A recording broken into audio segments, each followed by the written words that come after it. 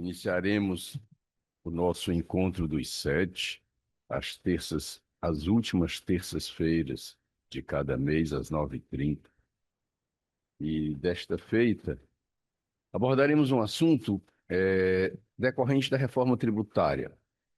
A reforma tributária alterou, as pessoas falam da tributação do consumo, e realmente ela é essencialmente uma mudança da tributação do consumo, mas ela tem efeitos que extrapolam o que a gente normalmente considera consumo, até por conta da largueza da incidência do IBS e CBS.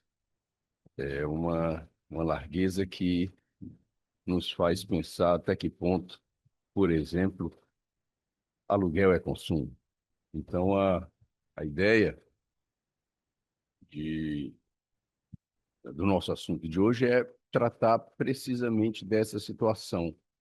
Como será a tributação dos aluguéis em razão dessa nova incidência do IBS-CBS, e quem nos trará a apresentação do assunto, o início dos nossos debates, o professor Hugo de Brito Machado, presidente do nosso Instituto da parte científica, do nosso Conselho Científico do Instituto Cearense de Estudos Tributários, e que, com certeza, como ele sempre faz, trará assunto, trará informações, trará atualidades desta tributação, que por enquanto está sendo só cogitada, afinal de contas ela não foi aplicada ainda, mas mesmo nessas cogitações, antes dos problemas concretos surgirem, nós já estamos nos adiantando, examinando alguns pontos.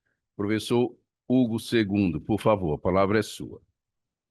Muito obrigado, doutor Schubert, presidente do I7. Queria cumprimentar todas as pessoas aqui neste auditório, todos os colegas, e também os que nos assistem remotamente para mais essa reunião do Instituto Cearense de Estudos Tributários para tratar deste assunto, da incidência do IBS e da CBS sobre a atividade de locação, sobretudo de imóveis.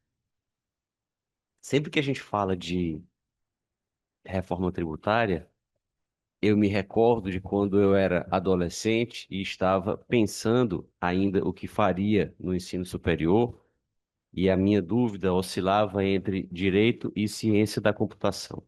E na época, eu eventualmente me aventurava na programação.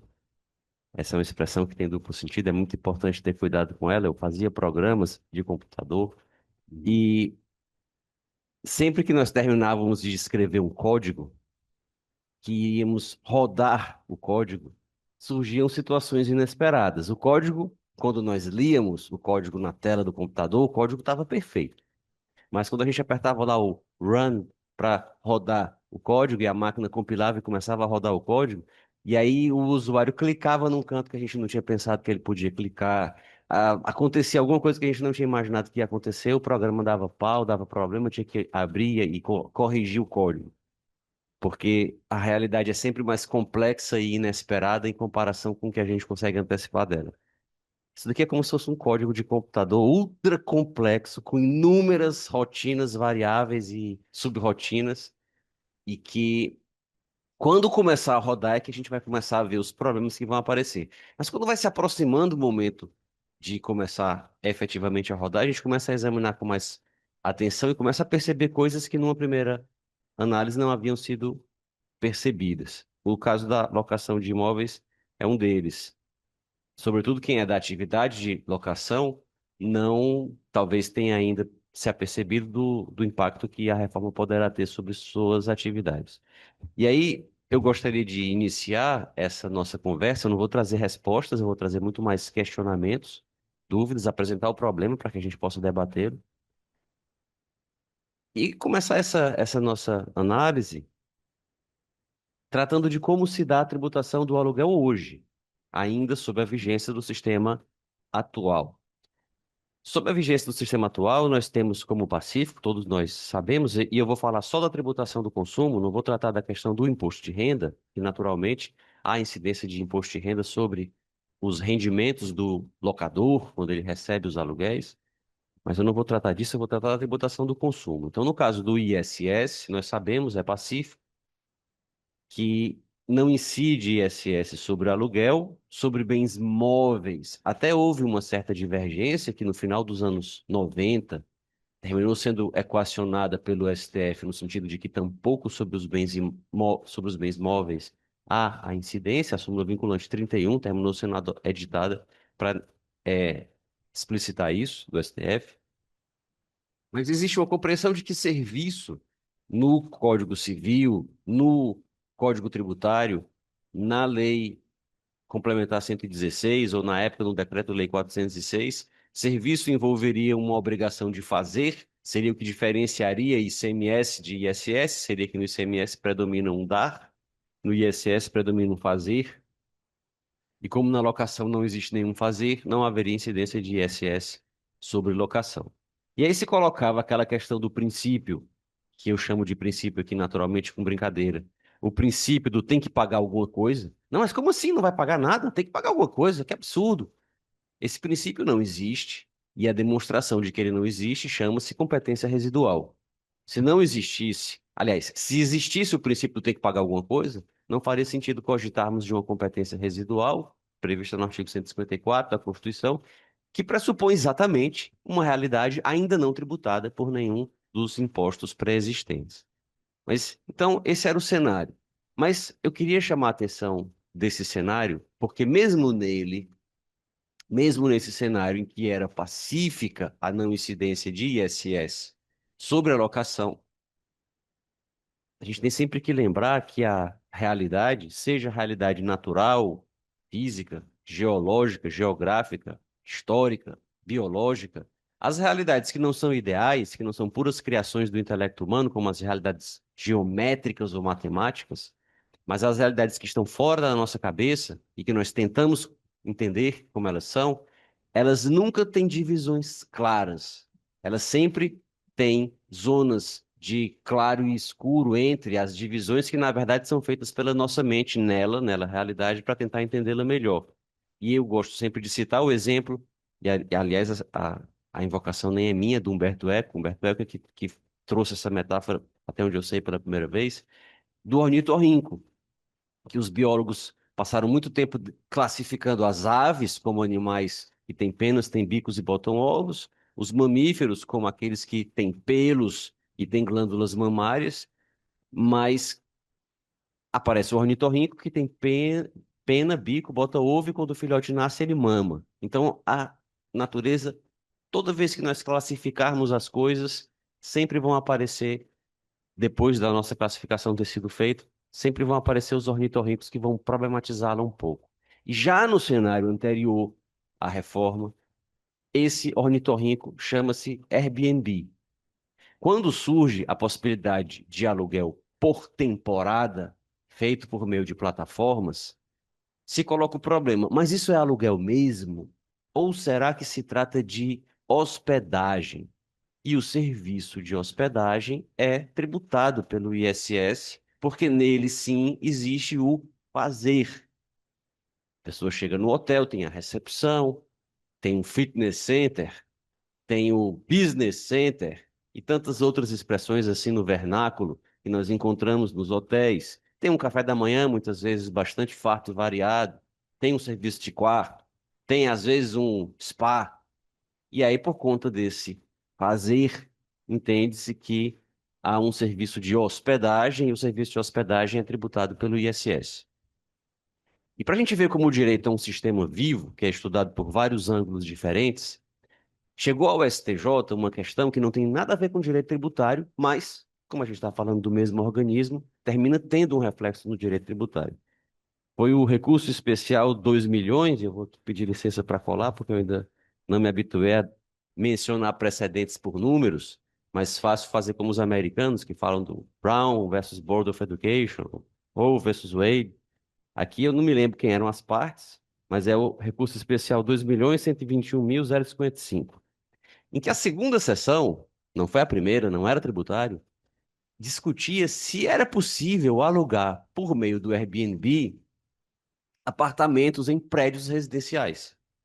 O sujeito tem lá o apartamento, está desocupado, coloca no Airbnb, e aí fica aquele entre e sai de pessoas aleatórias, etc. E os vizinhos começaram a se incomodar e judicializaram a questão. Não, Airbnb aqui não pode, não. Esse prédio é residencial, não pode atividade comercial. E hotel, hotelaria é atividade comercial. A ministra Nancy Andrighi disse assim: olha, não é o fato de ser feito pela internet que muda a natureza jurídica do negócio. Não é porque é pelo Airbnb ou não é pelo Airbnb. Mas existem algumas coisas que caracterizam a hospedagem, como isso que eu mencionei, o café da manhã, o serviço de quarto e outras coisas mais, que caracterizam um serviço como hospedagem e descaracterizam como um contrato de aluguel, em que a pessoa só entrega a coisa, ó, tá aí o apartamento. Ah, mas a cozinha tá toda quebrada. Se vire, reforme, pinte, e daqui a 2 anos você me devolve, ou daqui a 10 anos, ou 5 anos, ou um ano, ou por tempo indeterminado. Mas o aluguel é diferente da hospedagem e o Airbnb é exatamente esse ornitorrinco que está aí no meio do caminho, porque todo mundo aqui já deve ter ficado em algum hotel e já deve ter ficado em algum, talvez, apartamento alugado pelo Airbnb. Eu já fiquei em alguns que praticamente era como se fosse um hotel, mas eu já fiquei em outros que eu não vi nem a cara do host. O sujeito mandava uma mensagem por WhatsApp: olha, a chave vai estar num cofre que fica no final do corredor do terceiro andar. A senha é tal, tal, tal, tal. Aí você chega lá no cofre, digita a senha, abre, tá lá a chave, você entra, usa o apartamento à vontade por 2, 3, 4, 5 dias, vai embora, deixa a chave lá e o sujeito não vi nem a cara do homem. Nem se era uma pessoa, podia ser uma mulher, podia ser um cachorro, podia ser uma entidade, não sei quem era.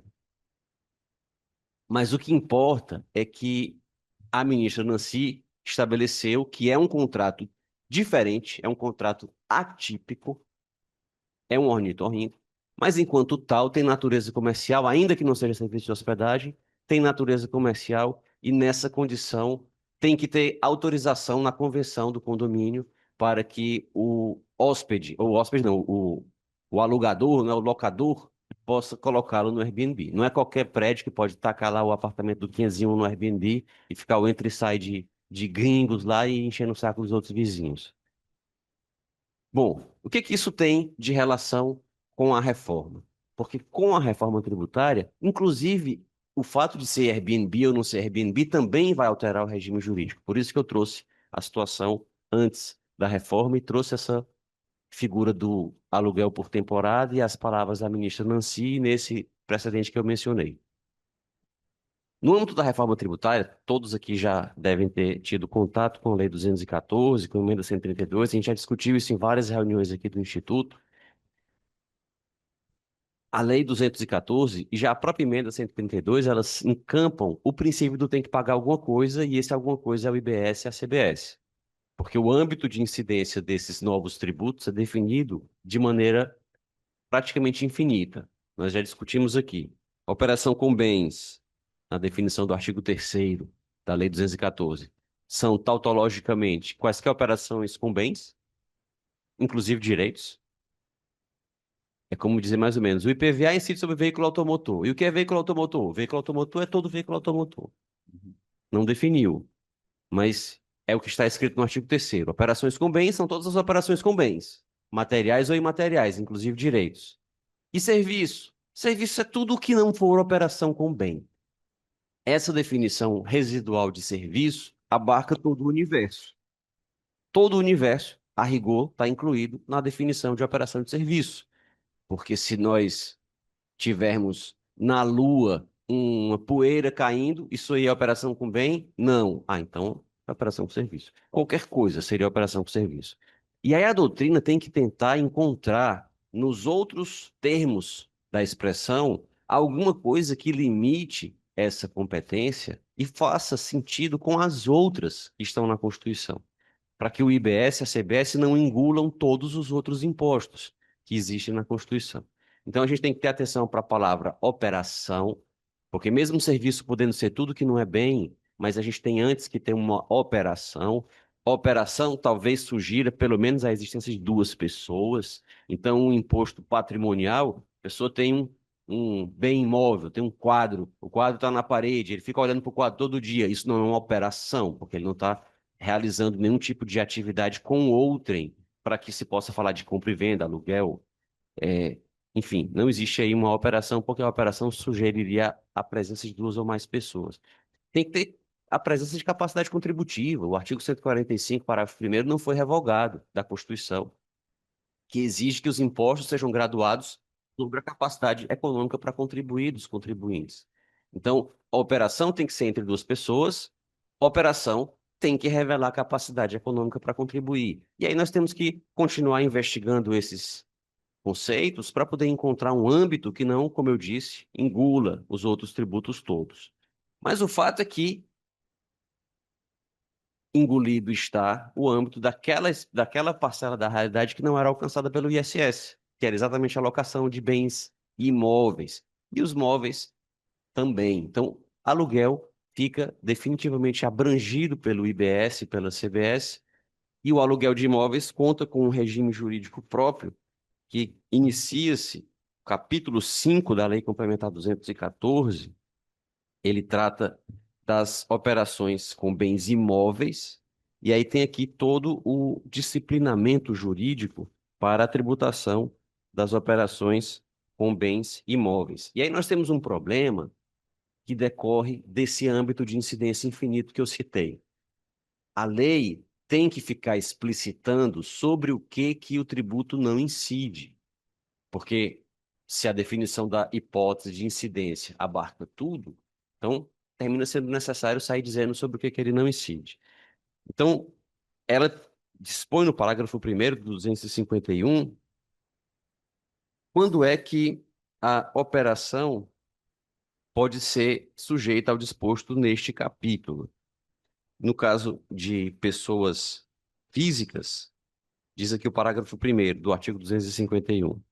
As pessoas físicas que realizarem operações com bens imóveis serão consideradas contribuintes do regime regular do IBS e da CBS e sujeitas ao regime de que trata este capítulo, nos casos de, aí diz o inciso 1, locação, cessão onerosa ou arrendamento de bem imóvel, desde que no ano calendário anterior a receita total com essas operações exceda R$ 240 mil e aqui a gente tem o conector aditivo e, não é ou, tenham por objeto mais de 3 bens imóveis distintos. Então, se a pessoa tem um imóvel, se a pessoa tem 2 imóveis, ela não se sujeita ao IBS e à CBS, estando eles alugados. Ou mesmo se forem mais de 3 ou mais, se o total no ano for inferior a R$ 240 mil no ano, ela não se sujeita ao disposto neste capítulo. E aqui talvez nós tenhamos a tentativa de diferenciar, de identificar o que já existe há algum tempo em relação à legislação do imposto de renda. O imposto de renda entende-se que ele alcança atividades econômicas e o critério que o regulamento do imposto de renda usa para distinguir quando incide IRPF e quando incide IRPJ, com exceção dos cartórios, né, doutor Luiz? É o critério da atividade com caráter empresarial. Então, se a pessoa vende um carro, uma vez na vida, ele tinha um carro, o carro dele estava usado, ele queria trocar de carro e resolve vender aquele carro para um vizinho, para um amigo, essa operação não o sujeitaria ao IRPJ, nem a PiscoFins, nem a CSL, tributação reflexa. O sujeitaria ao IRPF, caso, no caso de veículos ainda mais antigos, isso é quase impossível, mas caso ele tivesse ganho de capital, caso ele conseguisse vender o carro mais caro do que ele comprou. Tirando essa hipótese, não haveria imposto de renda. Mas se o sujeito tem um pátio com vários carros, ele fica comprando e vendendo carros usados, aí ele já estaria sujeito ao IRPJ, CSL e PiscoFins, porque estaria presente a atividade econômica de exploração de veículos usados, sendo possível até uma fiscalização, eventualmente atribuir um CNPJ de ofício para ele, se fosse fiscalizado, e ser lançado ou ser lançada a tributação sobre a pessoa jurídica. Então, no caso dos imóveis com o IBS e com a CBS, parece ser essa tentativa, estabelecer nesse critério 3 imóveis e R$ 240 mil por mês, um critério para apartar o que seria um explorador da atividade econômica imobiliária, de um lado, e aquele que tem lá um imóvel desocupado e o aluga de forma não habitual ou que não seja a sua atividade econômica preponderante, não é o que ele está fazendo para ganhar a vida, digamos assim. Então, esse é o ponto que vai diferenciar quem se sujeita ao IBS e à CBS e quem não se sujeita em relação à locação de imóveis. Existe também uma outra previsão, aqui mais adiante, de mesmo que seja só um imóvel,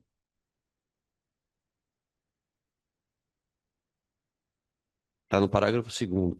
Também será considerada contribuinte do regime regular do IBS da CBS no próprio ano calendário a pessoa física de que trata o caput, do parágrafo 1º, em relação às seguintes operações. Aí tem alocação, cessão onerosa ou arrendamento de bem imóvel em valor que exceda 20% do limite previsto na linha A do inciso 1 do parágrafo 1º deste artigo. É mais ou menos uma regra. Aqui a gente tem um regime semelhante ao regime do Simples. Então, existem requisitos que fazem com que uma pessoa seja excluída do Simples, mas a exclusão vai acontecer no ano seguinte. Mas se o estouro do teto for de tal magnitude, a exclusão já se dá naquele próprio exercício. E é mais ou menos o que a gente tem aqui nessa regra do parágrafo 2º. Mas o que é interessante de nós analisarmos sobre agora essa atividade que passará a estar sujeita ao IBS e à CBS, supondo que estamos falando de uma pessoa, e aqui vejam que se trata de uma pessoa física que não é contribuinte regular do IBS da CBS, mas se ela alugar mais de 3 imóveis e tiver uma receita anual superior a R$ 240 mil, ela passa a ser contribuinte do IBS e da CBS. E aí nós temos aqui o ponto de diferenciação, que é o seguinte: se o tempo da locação é superior a 90 dias, ou se o imóvel for alugado por 90 dias ou mais, ele vai ser tratado nos termos deste capítulo. O que que a gente tem de diferente neste capítulo? Existe uma redução de alíquota. A alíquota do IBS da CBS não vai ser a alíquota padrão, que se estima aí na ordem de 28%. Há um fator de redução, a redução de 70% da alíquota, então vai ser uma alíquota reduzida em 70%, portanto, uma alíquota bem menor. E um outro ponto importante, não há vedação ao uso do crédito. Então, se o imóvel é alugado para alguém que explora uma atividade econômica sujeita ao IBS e à CBS, por exemplo, doutor Luiz, se o imóvel é alugado para um cartório e o cartório será contribuinte do IBS e da CBS, o cartório paga o aluguel, sobre o aluguel há incidência de IBS e CBS, mas o cartório terá o crédito desse IBS e dessa CBS para abater do IBS e CBS que ele, cartório, deverá pagar sobre os seus emolumentos. Então, o aluguel com mais de 90 dias, ele tem uma alíquota reduzida em 70% e ele gera crédito para o inquilino, caso o inquilino seja também contribuinte do tributo. Mas se o aluguel for menor do que 90 dias, ele passa a ser tratado como, ora, hospedagem. E ele cai no capítulo dos hotéis, que é exatamente o caso dos aluguéis por temporada por meio de Airbnb. Então, se o aluguel for por menos de 90 dias, o critério que a lei escolheu aqui foi o critério puramente temporal. Se o aluguel é feito por menos de 90 dias, o serviço é tratado como de hospedagem. E aí a redução de alíquota é de 40%, não é de 70%. Então vai ser uma alíquota maior, embora não seja a alíquota cheia de 28%, mas vai ser uma alíquota bem maior do que a da hospedagem. E aí tem um detalhe interessante: não gera crédito para o tomador. Esse é um ponto que já foi discutido aqui em reuniões anteriores. O capítulo da Lei Complementar 214, que trata do serviço de hotelaria, que é onde cai o aluguel por temporada por menos de 90 dias, estabelece expressamente que não há geração de crédito. Quem aluga pode tomar crédito, tanto o inquilino, tanto o locador por mais de 90 dias, o locador que aluga o imóvel no regime do capítulo que trata de locação de bens imóveis, como o locador que aluga no regime do Airbnb, ou mesmo o hotel, se for um hotel propriamente dito, no serviço de hospedagem, ele pode aproveitar os créditos de energia, de itens que ele compre para o seu hotel e tudo mais. mas ele não gera crédito para quem compra dele o seu serviço de hospedagem. Esse é um ponto, a meu ver, de manifesta inconstitucionalidade da Lei 214, quando ela restringe o crédito a quem toma serviços de hospedagem e de aluguel por temporada, quando é por menos de 90 dias. Como se tratasse da única exceção permitida pela Constituição, que são os bens de uso e consumo pessoal. A gente não está diante de um bem de uso e consumo pessoal ou de um serviço de consumo pessoal só porque se trata de aluguel ou só porque se trata, no caso, de hospedagem. Então, existem várias atividades que elas só têm como funcionar, elas só têm como existir, elas só são viáveis se houver contratação de serviços de hospedagem. Pensemos em uma companhia aérea que precisa hospedar suas tripulações e seus pilotos quando fazem conexões, escalas, etc. Ou os próprios passageiros, quando um voo é cancelado, quando um voo é remarcado, e os passageiros precisam ser realojados em hotéis nas cidades que não são as suas cidades de residência, e as companhias aéreas colocam, às vezes, todo um voo, ou quando é um aeroporto que fecha, ou uma torre de controle que entra em greve, as companhias aéreas colocam todos os aviões, todos os integrantes da equipe, não só de tripulação, mas os passageiros, de 2, 3, 5, 10 aviões, eles enchem os hotéis de uma cidade, porque um aeroporto fecha, porque um aeroporto tem um problema, e aí dizer que isso não é essencial para a atividade, portanto que não gera crédito, que é uso e consumo pessoal, seria absurdo. É importante lembrar que, em se tratando de aluguel de mais de 90 dias, né, o aluguel sujeito ao regime jurídico normal, além do crédito amplo para quem aluga, de gerar crédito para o inquilino, da alíquota reduzida em 70%, nós temos o redutor social de R$ 600 por mês. O que que é esse redutor social? O redutor social ele funciona como uma espécie de fórmula para que a gente tenha uma progressividade.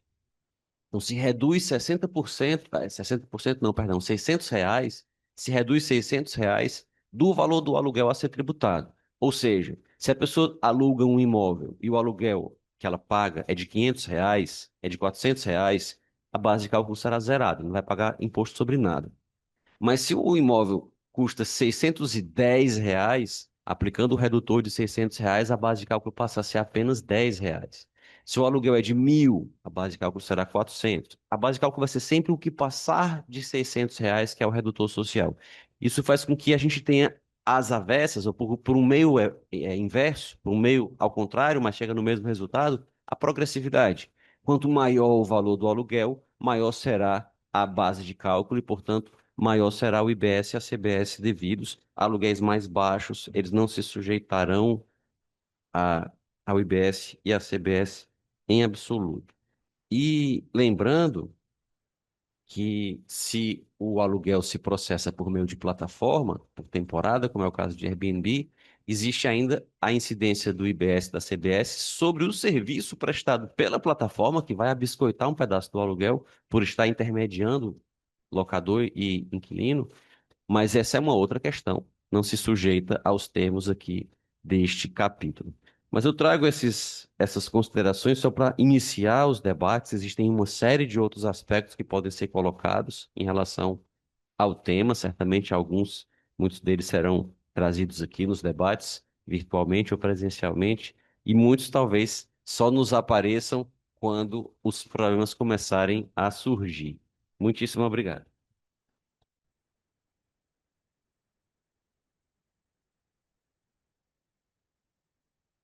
Bom, como era de esperar, tivemos aí uma apresentação brilhante a respeito da nova tributação que virá com a reforma tributária, incidente sobre os aluguéis. É importante a gente pensar assim, sem adentrar especificamente no aluguel, mas como a reforma tributária como um todo, e o segundo colocou, um sistema extremamente complexo, que será, ela pode trazer novidades que a gente ainda não percebeu. Então, a pessoa física que aluga imóveis, ela tinha, dentro de um padrão de décadas, preocupação com imposto de renda. Imposto de renda. Era a preocupação dela, o imposto de renda. agora virá um tributo novo. Aí diz assim, não, mas não era só imposto de renda, não, também tinha o IPTU, mas o IPTU independe do aluguel. IPTU é porque ela é proprietária. Ah, mas ela repassa o IPTU para o inquilino, um adicional do aluguel. A tendência agora é que ela repasse IBS, CBS para o inquilino. Vai fazer algum tipo de cálculo e vai repassar, e isso vai implicar em quem? Aumento do valor dos aluguéis. Então, a ideia é assim, a gente pensar, vai incidir IBS, CBS sobre a água. A gente não costuma pagar IBS, CBS sobre a conta da CAGES, vai passar a pagar. Então, tem muitas coisas que são e precisam ser vistas com a antecedência possível para que a gente tenha um mínimo de preparo para quando a nova ordem tributária do consumo passar a incidir. O segundo colocou um ponto aqui importante que deve se repetir diversos outros exemplos, que é limite do aproveitamento do crédito ou proibição do aproveitamento desse crédito. Por que é que é inconstitucional? Porque a Constituição não permite, simplesmente. Em algumas hipóteses estão previstas na Constituição. Algumas, por exemplo, quando você anula os créditos, quando a operação seguinte é isenta, não tributada, imune, aí não há tributação. E aí a própria Constituição ressalva que quando for alíquota zero, pode aproveitar crédito. Então, quando eu vendo alguma coisa, mas a operação seguinte é isenta, eu não aproveito. Mas se ela for de alíquota zero, eu posso aproveitar. E começam a vir essas complicações e a gente fica em dúvida. Afinal de contas, veio para simplificar ou não, né? Ou essas considerações todas mostram como é realmente complexo o novo sistema está por vir. Mas, professor Hugo II, a ideia, eu não tenho agora nenhuma pergunta específica a fazer, nenhuma consideração também específica a fazer sobre isso. A minha única observação é colocar aqui um número, né? A ideia da alíquota de 28%, eu fiz aqui uma conta rápida, 70%, então fica 30%, que fica sujeito, 30% de 28 dá 8. 8,4 seria a alíquota da pessoa física, né? E aí a outra, que é 60%, que é o dobro de 30, fica 16,8. Então, a alíquota dobra quando muda o regime.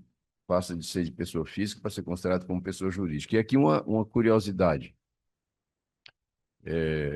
Talvez tenha se que emitir notas fiscais. Eu não tenho certeza, mas eu acho que talvez tenha que se emitir notas fiscais, mesmo sendo só pessoa física. Por Então não quê? toma crédito. Porque a ideia é assim, o sistema IBS-CBS vai ser todo controlado eletronicamente, todo controlado através de sistemas que são alimentados de dados. E por conta disso, o fisco está usando a nota fiscal como um importantíssimo dado a ser incrementado no sistema. E essa nota fiscal vai instrumentalizar, exteriorizar todas as operações, como disse aqui o segundo. E quando o aluguel passa a ser uma operação, ele tem que ser instrumentalizado por nota fiscal. Eu digo isso porque a, a data de 1º de julho, amanhã, depois da manhã, vai ser adiado, era a data de passar a ser aplicada, exigida as notas fiscais, vai ser adiada até o ano que vem. Porque o sistema não ficou pronto, a Receita Federal não conseguiu concluir, de obrigação de emissão de nota fiscal por pessoas físicas prestadoras de serviço. Aí diz assim, não, mas é só para quem ganha mais do que 40 mil por ano. 40 mil por ano divide. Dá 3 mil e pouco, 3.300, 3.400 reais por mês. Então, a maioria dos prestadores de serviço vai superar esse limite de 3 mil e pouco por mês. E eles vão ter que emitir nota fiscal com o CNPJ, sendo o mesmo pedreiro que ele sempre foi, o mesmo marceneiro que ele sempre foi, o mesmo pintor de parede que ele sempre foi. Vai ter que passar a emitir uma nota fiscal e se submeter a esse controle. Com certeza, alguma coisa vai sobrar para os aluguéis. Vai sobrar para os aluguéis porque vai ser uma maneira de controlar essas operações. E aí vem mais uma vez a complexidade do sistema a exigir de um pedreiro, carpinteiro ou pintor de parede, um compromisso de se inscrever, de emitir nota fiscal e tudo, que até aquele momento ele não sabia nem que existia isso. Bom, fica aberta a A palavra quem quiser fazer pergunta, professor Luiz Dias, por favor. Sei. Pronto, Agora tá. agora sim. Então, eu quero agradecer a fantástica explanação do Hugo II, o convite do Schubert, né? Realmente é algo interessantíssimo. Primeiro, o que o Schubert falou por último, da emissão de nota fiscal. No caso do IBS. Por exemplo, no cartório, agora vai depender, por ser IBS, o imposto, nós dependemos da legislação municipal. Antes nós pagávamos 2,5% da receita bruta no cartório. Agora vamos pagar, agora não, no final da reforma, 28% e vai ser repassado para o consumidor final. Então, o preço que resultará, como você falou, dos aluguéis, tudo vai haver ocorrerá, sofrerá aumentos de preços. E também com relação à obrigação acessória de emissão de nota fiscal. No caso, nós já estamos sendo obrigados a emitir nota fiscal, mas imagine um reconhecimento e uma autenticação de R$ 8,90. Só o custo para emitir uma nota fiscal para cada operação de valor ínfimo, né? Algumas prefeituras estão possibilitando você emitir uma nota fiscal global, do movimento do mês, né? Mas, de qualquer forma, o que se vislumbra é que nós teremos que emitir notas fiscais de valores ínfimos, né? Então, o custo para ficar emitindo essa série de notas fiscais, né? E um outro ponto também, até aqui estamos falando de locação de bens imóveis. Com relação à locação de bens móveis, nós sabíamos que havia uma, uma não incidência do ISS sobre locação de bens móveis. Haverá também a incidência agora do IBS sobre locação de bens móveis? Sim, sim, sim, haverá. O IBS, doutor Luiz, ele vai incidir sobre tudo. Só o que a lei expressamente ressalva é que fica fora. Inverteu-se a lógica da, daquela lição que o professor Hugo de Brito Machado Pai gostava de repetir, a história do colchão. Ele ia andando numa caminhonete, levando um colchão para casa de praia, num feriado prolongado, e foi parado por um fiscal da Cefaz.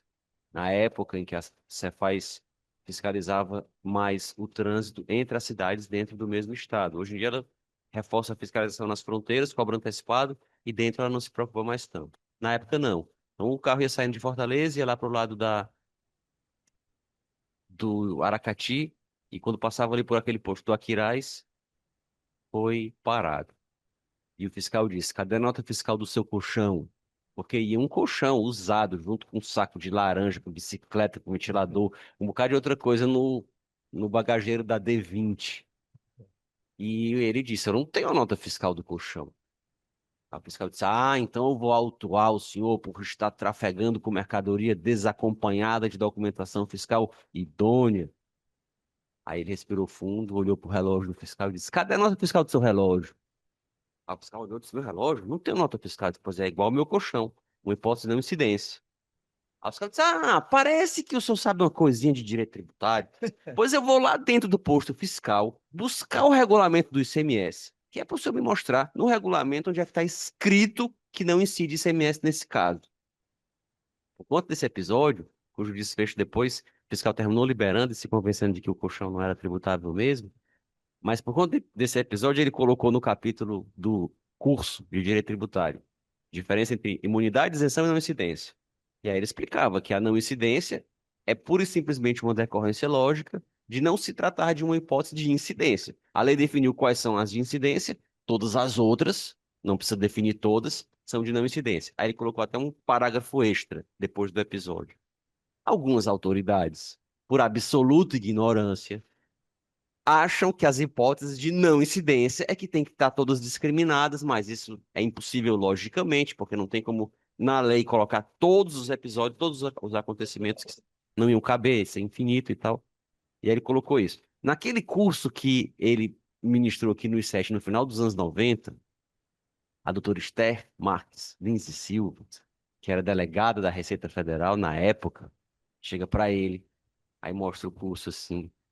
doutor, o senhor pode autografar para mim? Aí ele, claro, Steph, perfeitamente, com prazer, autografou aqui nessa bancada. Autografou aqui o curso para ela.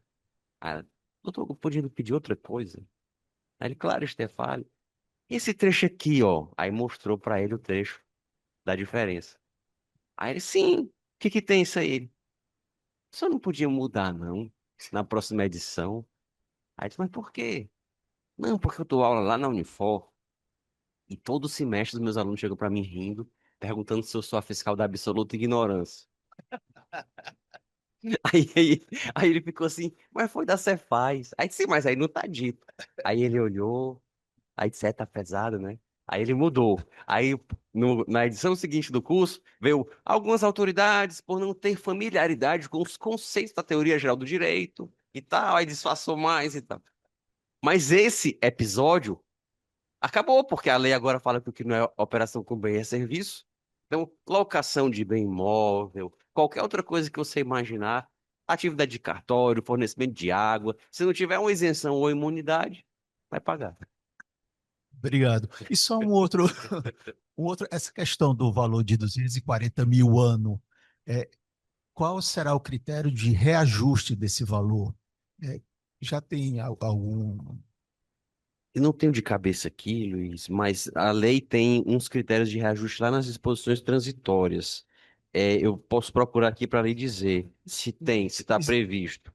Mas existe. Existe, né? Existe. A lei tem vários valores e tem uma previsão para reajuste deles. Não, porque um dos planejamentos tributários era justamente esse. Todos os equipamentos, o material utilizado pelos cartórios, eles são locados, os computadores, as impressoras, mesas, scanners, etc. Então, essa empresa que locava, ela obviamente tinha isenção de ISS, né? Locação de bens móveis. Então, será um outro segmento que terá um aumento, né, do valor da alocação em decorrência da incidência do IBS. Muito obrigado, mais uma vez. Sem dúvida, Luiz, o aumento existirá, a não incidência do ISS, é porque, como o segundo colocou, o Supremo entendeu que não era serviço, porque você não estava tendo uma atividade de pessoa em razão ao tomador desse serviço, você não estava fazendo nada. Você estava só entregando a coisa. Então, eu entrego um trator, eu entrego um andaime, eu entrego qualquer outro equipamento, eu estou só entregando aquilo. A discussão girou em torno da zona cinzenta, que o segundo também falou, que é a separação entre uma situação e outra, quando essa coisa é entregue com o motorista. Aí o motorista está junto, então ele está prestando serviço, não está, é uma pessoa e tal, está fazendo alguma coisa, está guiando e tal. Aí se teria uma discussão. Mas quando é a coisa pura e simples, depois dessa decisão do Supremo, até se não me engano, com relação à locação de guindastes no Porto do Rio de Janeiro. Tá? Então, no Rio de Janeiro lá tinha um porto, tinha umas empresas que pagavam muito caro pela locação desses guindastes, iniciaram a discussão e ganharam. O Supremo entendeu que não havia incidência do ISS nessa atividade de locação de bens móveis. Mas como também o segundo destacou, e eu acho que talvez seja uma das mudanças mais assim radicais do ponto de vista da conceituação tributária, dos princípios tributários, dos institutos jurídicos tributários, que é a inversão. Chega a dizer, incide sobre tudo. O imposto passa a incidir sobre tudo. Então, as exceções legais, a lei precisou dizer que não incidia o IBS e CBS sobre salário, porque senão toda assalariada ia pagar. Se a lei não tivesse, não incide sobre o salário, ia incidir. Então, tudo está sujeito ao IBS-CBS, inclusive operações não onerosas. A lei permite que, sobre operação não onerosa, aquilo feito de graça, também tem IBS-CBS. Aí tem um regramento específico e tal, algumas exceções, mas a porta está aberta. O IBS-CBS pode incidir sobre a operação não onerosa. Então, é tudo mesmo o não oneroso. Aí vem o cuidado que o segundo também destacou, e que é talvez última coisa que reste, é a discussão sobre o que é operação, né? Eu vou saber o que é uma operação, e essa operação, e aí vem um choque com a operação não onerosa, até que ponto eu manifesto capacidade contributiva, quando eu participo dela, levando em conta até que ela é sem preço, sem valor. Bom, Só uma coisa que eu lembrava que eu tinha visto essa resposta para a pergunta que o o doutor Luiz Luiz fez. acabou de fazer. Eu procurei na parte final da lei, a parte final fala só da atualização pela Selic e a substituição dela por outros índices. Mas o próprio parágrafo quinto, Luiz, do 251, que é o artigo da lei que trata das operações com bens imóveis, ele diz assim: o valor previsto na linha A do inciso 1 do parágrafo primeiro, que é exatamente o que fala dos 240 mil reais, será atualizado mensalmente a partir da data da publicação desta lei complementar pelo IPCA ou por outro índice que vier a substituí-lo. Então, se a lei complementar é de 2025, né, mais especificamente de 16 de janeiro de 2025, então, já nem são mais 240 mil reais, nós já teríamos que atualizar pelo IPCA desde então até agora, 29 de julho de, aliás, 30 de julho de 2026, para encontrar o valor que seria aplicável hoje, porque a atualização é mensal pelo IPCA. Só mais um ponto também, que essa questão da amplitude da base de cálculo, os emolumentos do cartório, isso são receitas públicas, é resultante de uma taxa. A única diferença dessa taxa é que ela, em vez de ser cobrada pelo tribunal diretamente, ela é cobrada pelo delegatário do cartório. Então, nem todo esse valor fica com o delegatário. Por exemplo, no cartório do Rio Grande do Sul, de todo aquele valor arrecadado daquela receita, o delegatário fica o tribunal fica com 13%.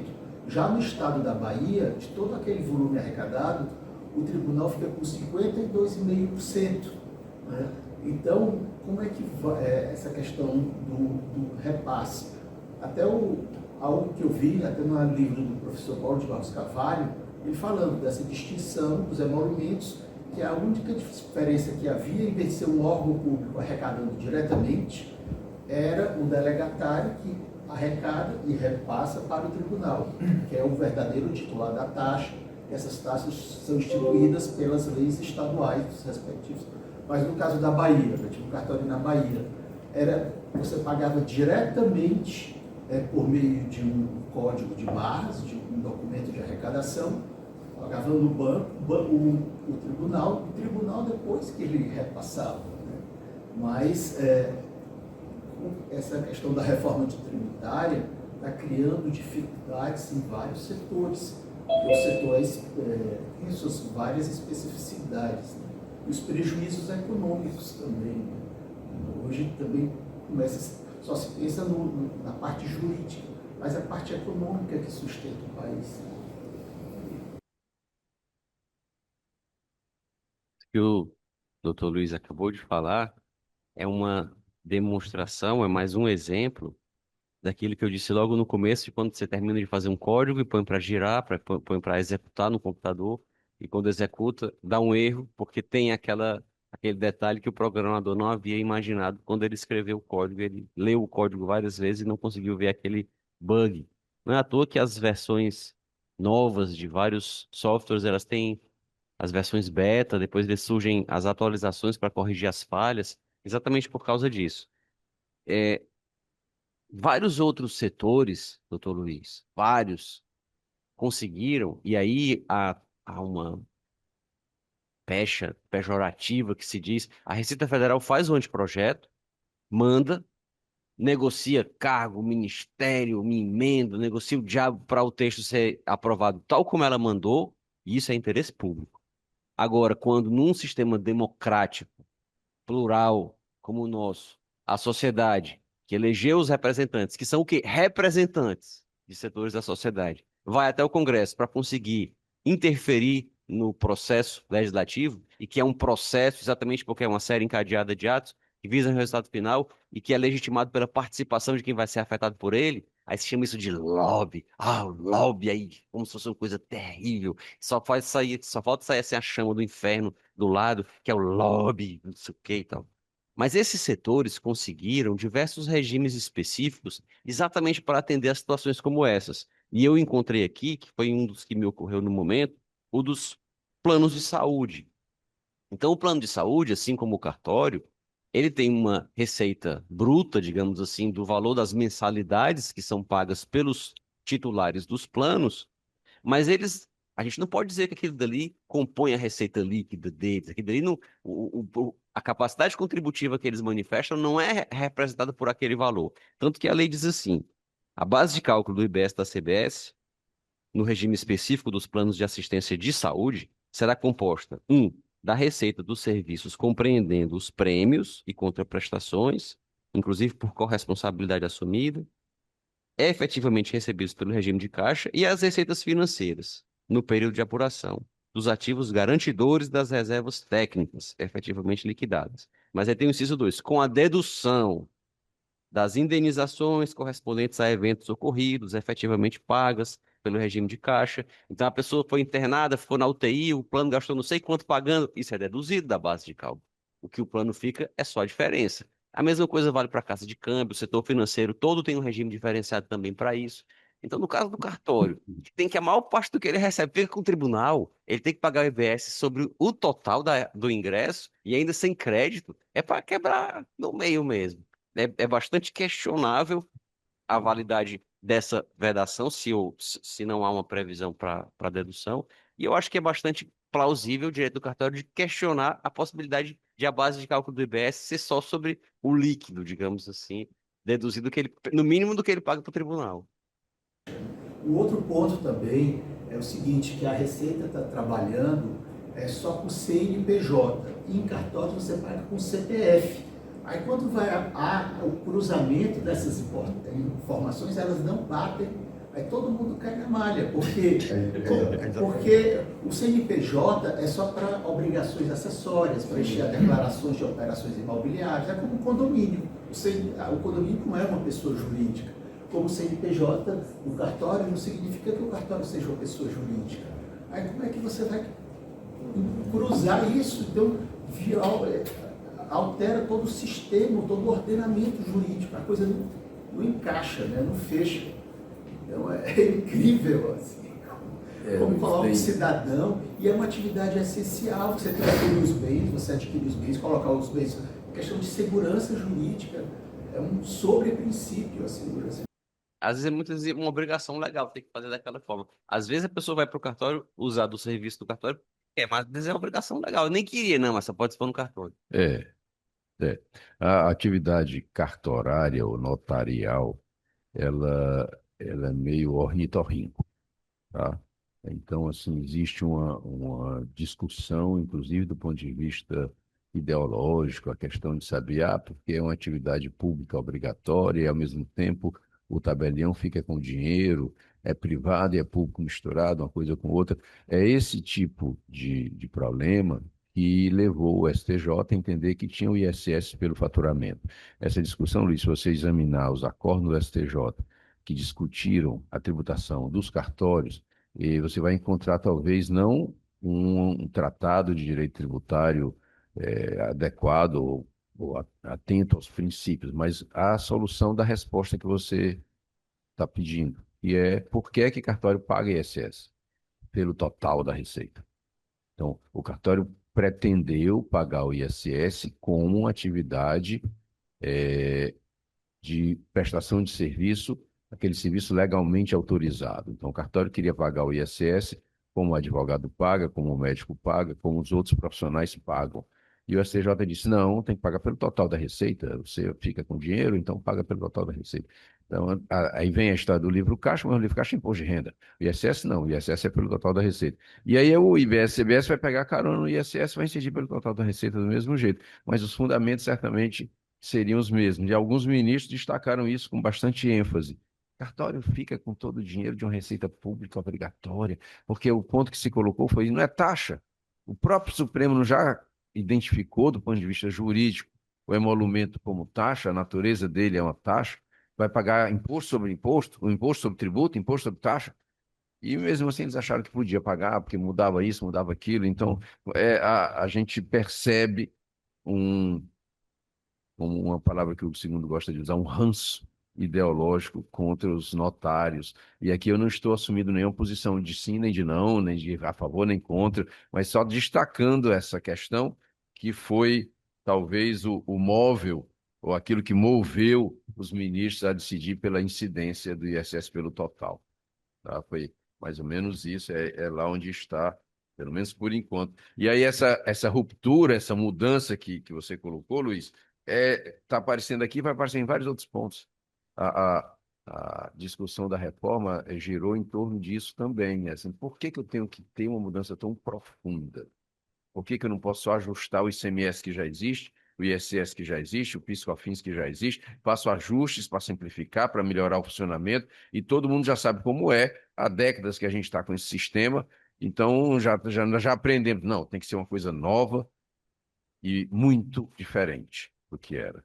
Então, sendo nova e muito diferente do que era, a gente agora vai ter que aprender tudo de novo, e sem saber quais os bugs que nós vamos encontrar quando esse programa começar a rodar, não é? Bom, mais alguma pergunta?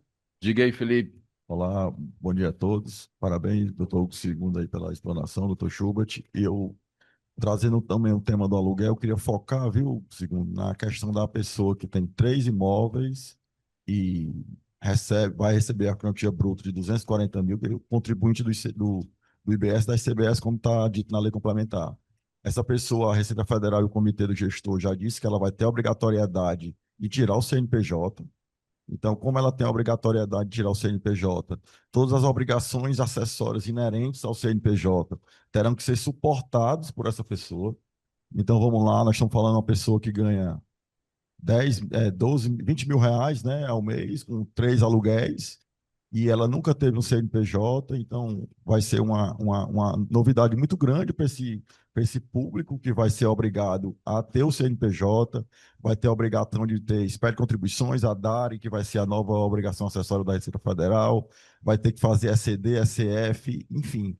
Então, um ponto importante que a gente tem que levar em consideração é exatamente onde é que isso vai se misturar no contexto todo, né? Será que isso, o cidadão, o contribuinte, vai conseguir se encaixar nesse contexto todo? Ele vai ser obrigado a se encaixar, né?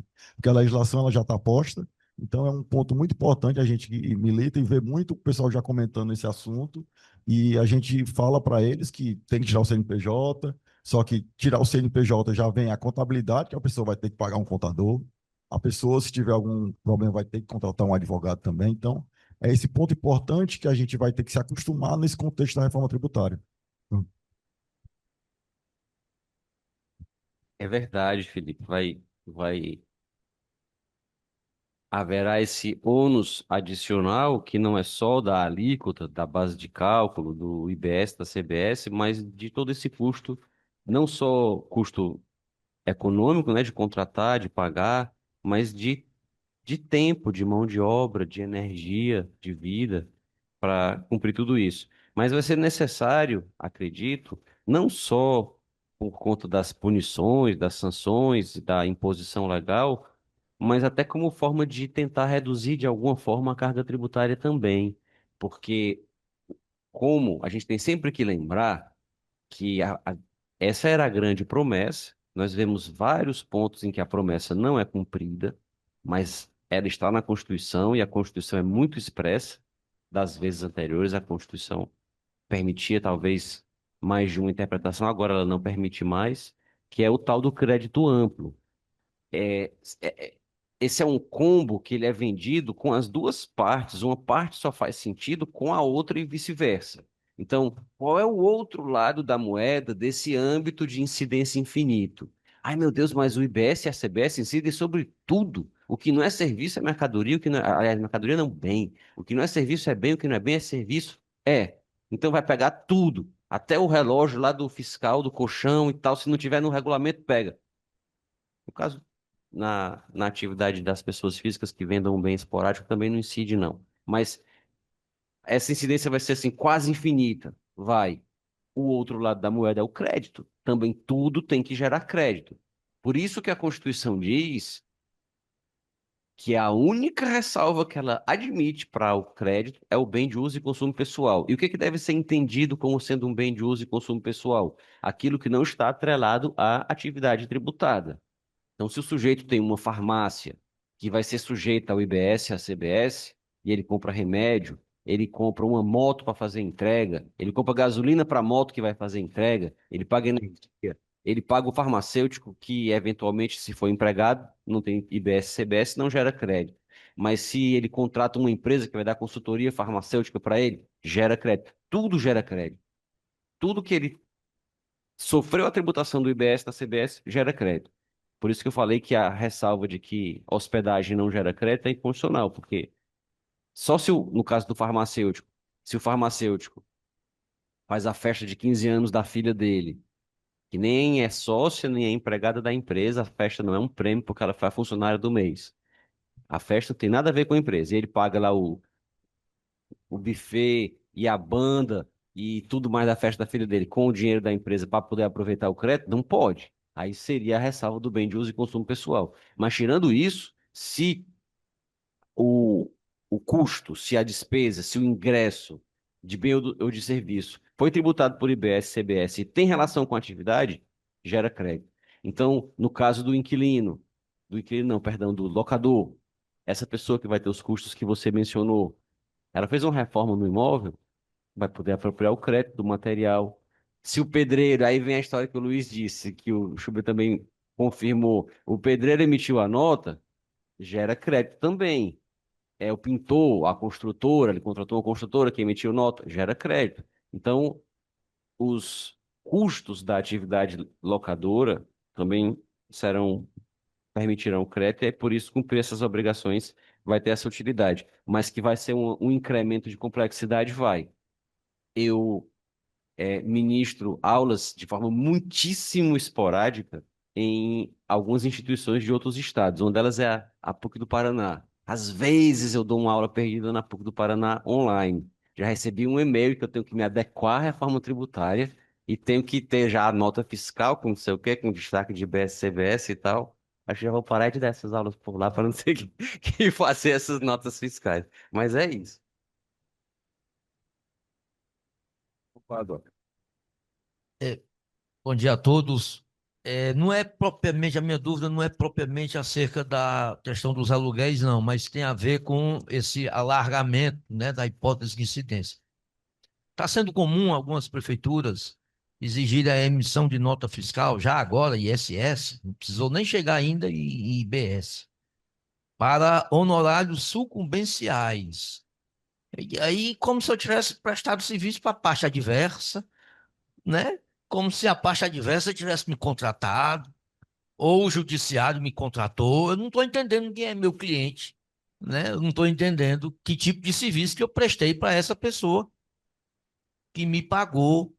É, eu entendo que aquilo ali é um ônus processual e não uma contraprestação por um serviço prestado. Então, se já está assim, com o ISS, algumas prefeituras aí exigindo nota fiscal de honorários de sucumbência, que a gente sabe que o conceito de serviço é para ser delimitado, né? E mas quando chegar o IBS, aí pronto, aí não, isso aqui é, mas isso aqui é um ônus processual, não, eu quero saber, é tudo. Se não for bem, é serviço, se não for serviço, é bem. Se correr, o bicho pega, se ficar, o bicho come. É bilobô, stack tabela, né? O novo. Bilobô, stack tabela, no interior, que a gente tá jogando bila. No interior, né? Então, isso é mais para trás. Mas, enfim, objetivando a pergunta, vamos ter mesmo que pagar, nós advogados, ISS sobre, IBS sobre honorários de sucumbência? Quem será o tomador do serviço? A nota fiscal eu vou botar em nome de quem? Do alá, do além? Em nome de quem? Realmente, eu também nessa linha tenho uma outra observação. Nós, hoje em dia, fazemos muitos atos notariais, escrituras online. Então, a minha nota fiscal para cada tipo de serviço. As notas fiscais dos serviços prestados online, as escrituras públicas. Lá no Rio Grande do Sul tem muita gente que está, até na Venezuela, fazendeiro que está na Venezuela, fazendeiro que está no Mato Grosso, Então, eles compram e vendem os imóveis lá no Rio Grande do Sul, a gente faz as escrituras lá. Então, agora, pela reforma tributária, na verdade, o tributo é pago na área do consumidor, na competência é lá do consumidor. Tudo bem, mas quando estiver no estrangeiro, tem os caras que são pilotos comerciais na China, né? Outros estão na Europa. Então, tem toda essa complexidade na emissão da nota fiscal do serviço, por causa justamente desses serviços que são prestados via internet. Por causa do e-notariado. Hoje em dia, você pode fazer todas as escrituras, todos os atos online. Então, você tem que também detectar onde o domicílio fiscal do, do tomador do serviço. É muito complexo, sabe? Realmente. E porque aí o IBS vai depender do município, da localidade lá, saber qual é a alíquota que ele vai aplicar lá, não é uniforme. Mas é tipo a questão do tomador lá do serviço de honorários, porque ele foi o perdedor, né?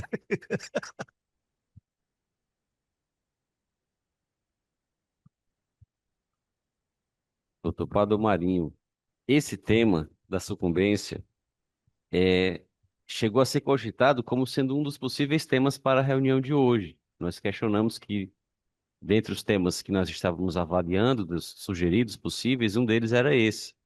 Possivelmente ele possa ficar, inclusive, para ser já o da próxima, porque é um tema que nos atinge a todos e é um tema muito importante. O Superior Tribunal de Justiça decidiu, acho que semana passada ou foi na retrasada, esse assunto, dando razão aos municípios. A OAB já está se movimentando, já tem aí todo um interesse de tentar reverter essa situação. E como foi colocado por você, a reforma tributária piora a situação, porque no caso do ISS, nós temos, de forma reconhecida pela jurisprudência, um âmbito de incidência mais estreito. No caso do IBS, é um âmbito de incidência mais amplo. Eu quero crer, pelo menos a compreensão que eu tenho do assunto atual, não estudei o assunto a fundo ainda, mas o que me parece é que nenhum nem outro seriam incidentes à míngua de uma operação. No caso da sucumbência, não existe uma operação. Ah, tá tendo uma prestação de serviço. Não está tendo prestação de serviço. Uma das características do serviço, ele é de natureza imaterial. Você fala que pode ter um fazer. Não, não precisa do fazer, basta o benefício. Mas tem que ter um benefício. O beneficiário do serviço. Ah, eu até posso contratar o serviço para que outra pessoa seja beneficiária. Eu contrato uma apresentação de musical para ser feita para outra pessoa assistir, eu contrato um pintor para pintar o quadro de outra pessoa, mas alguém vai se beneficiar. No caso da sucumbência, quem está se beneficiando é a parte vencedora e o advogado dela recebe a sucumbência, paga pela parte vencida. Então é um desserviço. É um imposto sobre um desserviço, porque o que o advogado da vencedora fez para a vencida foi um desserviço de fazer com que ela perdesse. Então nem existe operação, nesse caso é uma obrigação legal. Daqui a pouco vão estar querendo cobrar IBS, CBS sobre indenização, sobre desapropriou a pessoa, recebeu indenização, não, mas tem IBS, CBS porque está recebendo uma operação. Então acho que há limites em relação a esses pontos, mas de fato, é um problema a ser colocado. E eu participo de alguns grupos que discutem esses assuntos e de pessoas que defendem com bastante ênfase a incidência mais ampla possível do IBS da TBS, e nesses grupos já colocaram essa questão, defenderam a incidência, e aí eu coloquei, tá, e se incidir, vai gerar crédito? Algumas com coerência disseram, não, claro, gera crédito, mas outras disseram, não, não gera crédito não, porque crédito depende de seu beneficiário e tal. Aí vieram com toda essa argumentação que se usa para dizer que não tem débito, ela passa a ser usada para dizer que não tem crédito, depois que o débito já foi quitado. Então, certamente vai ser um problema. Com relação ao ISS do exterior e ao IBS, a CBS do exterior, doutor Luiz, do piloto chinês lá que faz os atos, etc., esse é o grande novelo da reforma tributária, que está totalmente enlinhado. Nós poderíamos dar uma resposta simplista para essa sua questão. Se tiver no exterior, é exportação de serviço é imune, não tem imposto nenhum. Então, coloque lá que o piloto chinês vive lá em Pequim e tal, e houve uma exportação de serviço.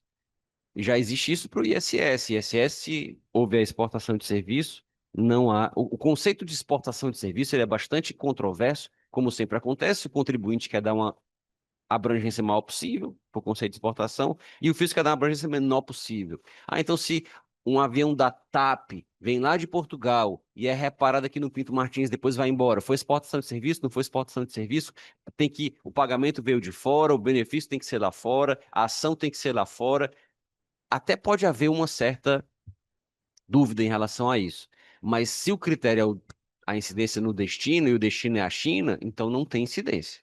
Essa seria uma questão fácil de colocar. O difícil é o problema do contencioso que decorre daí. Porque o fato de ser o destino faz com que, se o comitê gestor estiver retendo de você, do seu cartório, sem que você ache que seja objeto de retenção a operação, você vai mover essa ação onde? Que é o ponto que ninguém tem a resposta para esse assunto ainda. Parece-me que uma solução razoável seria federalizar e fazer com que a discussão se dê na Justiça Federal, porque o Comitê Gestor é um órgão, no fundo, ao fim e ao cabo, é federal. Mas os tribunais de justiça não querem isso de jeito nenhum. E aí eu pensei no primeiro momento, os desembargadores estão querendo trabalho?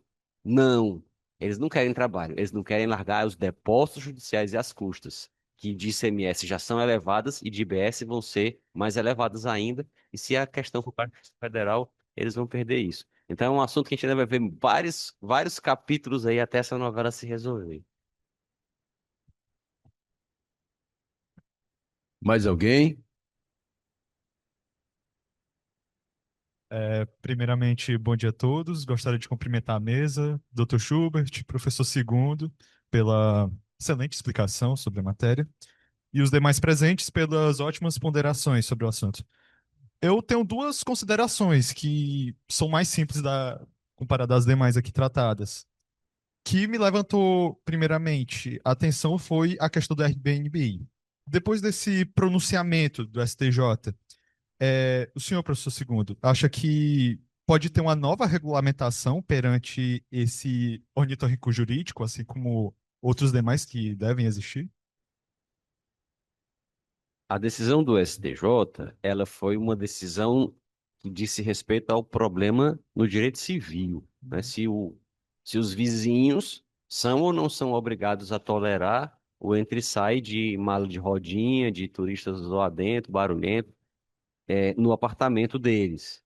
Uma coisa é você ter um vizinho que vai morar ali por anos, às vezes muitos anos. Ah, o vizinho do 502, por que que ele não foi para reunião de condomínio? Não, porque ele é inquilino, ele não é proprietário. Ah, eu nem sabia. Ele está aqui todo dia e tal. Então, os vizinhos, para um vizinho saber se o outro vizinho é inquilino ou se ele é proprietário, não muda muita coisa, quase nada, num contrato de aluguel por tempo indeterminado, por longo prazo. Mas no caso do Airbnb, que a pessoa vai ficar 3 dias, aí quando é depois já tem outro passando mais 3 dias, geralmente o turista tende a estar em momentos de lazer que costumam ser mais ruidosos e etc. Então, e não tem tanto compromisso com o local. Então, a pessoa que mora ali não vai deixar lixo no hall, a pessoa que mora ali não vai entrar toda molhada e molhar o elevador e tal, mas o turista que está ali passando só um final de semana tá nem vendo e tal. Então, isso faz com que tenha essa controvérsia, e foi o que o STJ resolveu. Tem que ter autorização na convenção, tem que ser. Ele fixou um quórum, não estou lembrado agora qual foi, mas enfim, os vizinhos têm que autorizar. Trazendo isso para o direito tributário, o que nós teríamos seria a comparação de que o aluguel por temporada poderia ser sujeito ao ISS, porque ele vai ser equiparado à hospedagem. Parece-me que, mesmo nesse caso, continua sendo possível não incidir, e a ministra Nancy Andrighi disse isso claramente, embora ela não tenha nem falado de tributo, quando ela falou assim: o fato de ser feito por plataforma não altera a natureza. Eu posso, por uma plataforma, alugar um imóvel por um ano e ficar morando ali por um ano alugado por uma plataforma. Inclusive o Airbnb, quando você coloca mais de um mês como tempo de locação, o valor inclusive baixa bastante das diárias, que deixam de ser diárias e passam a ser mensalidades.